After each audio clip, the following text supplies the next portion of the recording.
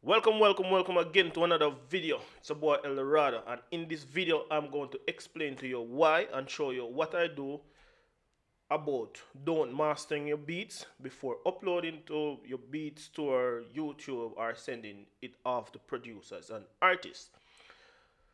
One of the most prominent reason why uh, making a beat extremely loud and have no room to breathe when the vocals are there to be mixed is bad, you know, and there's nothing really much can be done about it if it's a case where you mix the beat and master it and send it off.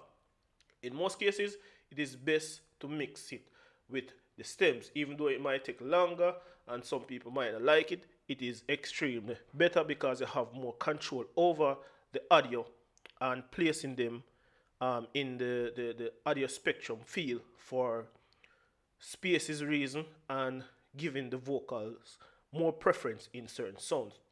However, mixing the beat before the vocals sometimes or mixing everything separate sometimes can leave certain instrument in the wrong area, fighting with the vocals and so forth like that, because at the end of the day in a song, a vocal is the main topic of that particular song, so it needs to be standard and stand out, and some instrument probably might in the way because of spatial issues.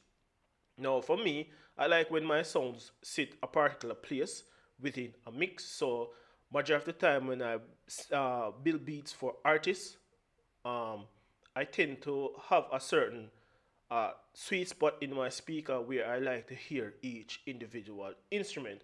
However, most of the time, me really get back the vocals and the beat to mix the song. So there are particular things that I do uh, in which before sending off the beat to artists. However, if you're mixing the beats, there are also things you can do at the end to avoid this loud clipping, overload sound or beat, before sending it off to artists. Now, what I'm going to do is select the loudest section of my beat, in which that's the chorus. So I'm going to select here, and on my master channel, normally you would see me I use a soft clipper, but I explain this in a bit. But if you don't have this soft clipper, there are also other methods that you can do. Now, for me, why I always use this soft clipper, because it has a saturated sound to it, and you can change the slope in which you can add a little bit more gain. However, you get compression within this particular saturation, so it kind of glue the mix together. So this is one of the go-to plugin I always use on my beats. Realize nothing here is on it, but if you don't have this, let me play the chorus a little bit.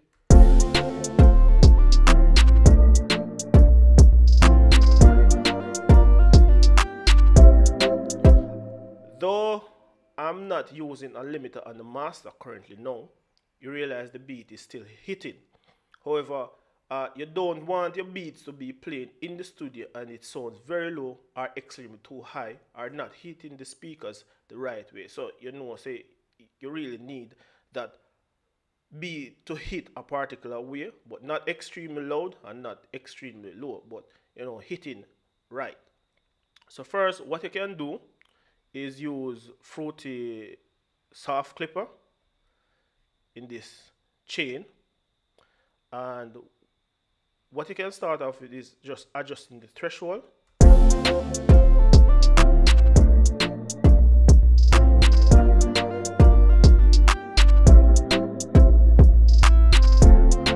To keep it on a level where you really like it.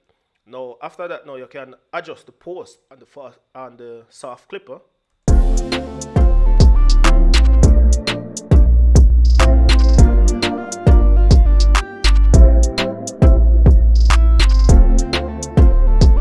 Bringing it closer to 0 dB.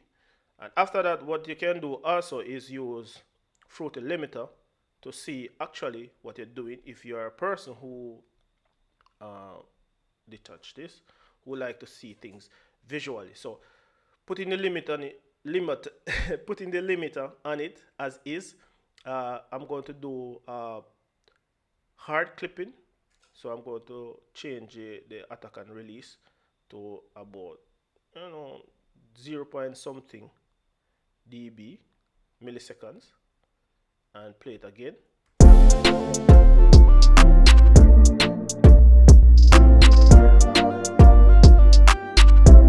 So though it is not hitting the ceiling yet, the beat is hitting so far. So what I'm going to do, I'm going to push a little bit more gain on the beat.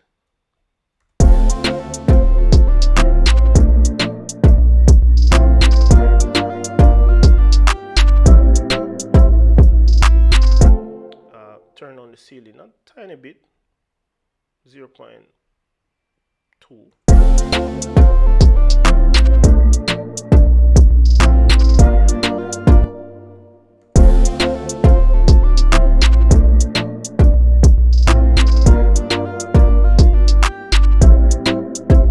So doing it like this, it retains the dynamics of the beat, in which it doesn't clip or anything. So the kick is still hitting hard, the bass is still hitting, you know, the synths are loud or so forth like that. We really need it.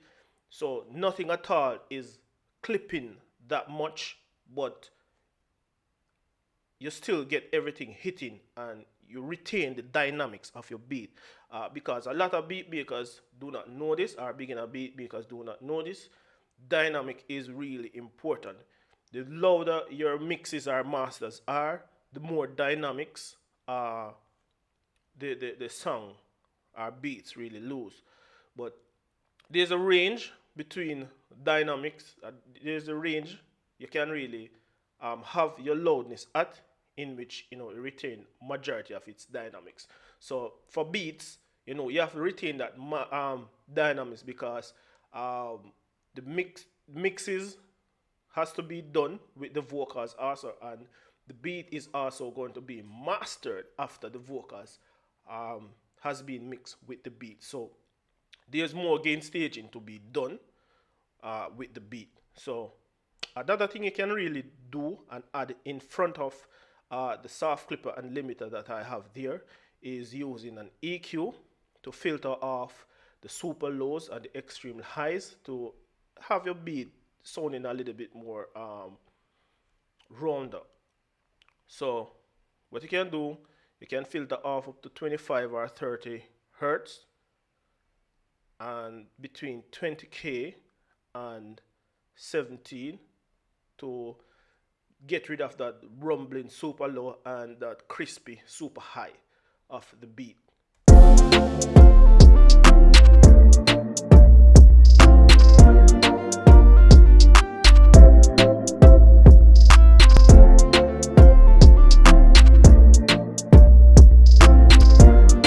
And what this type of filtering does, it kind of tighten up the low end, and the sizzling high, it kind of shave it off a little bit, so it is not that super crispy sizzle or super rumbly with the bass.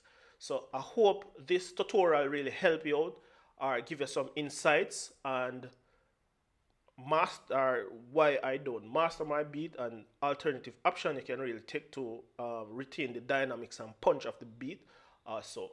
So without further ado, it's about Eldorado. Please do subscribe, hit the bell notification button, follow me on Instagram and Twitter, Facebook also, and leave some comments below if it does help you, or you have any other suggestion that you do, or stuff that you do in order to have your beats hitting without mastering them before sending them off to producer, beat store, or artist. Peace out.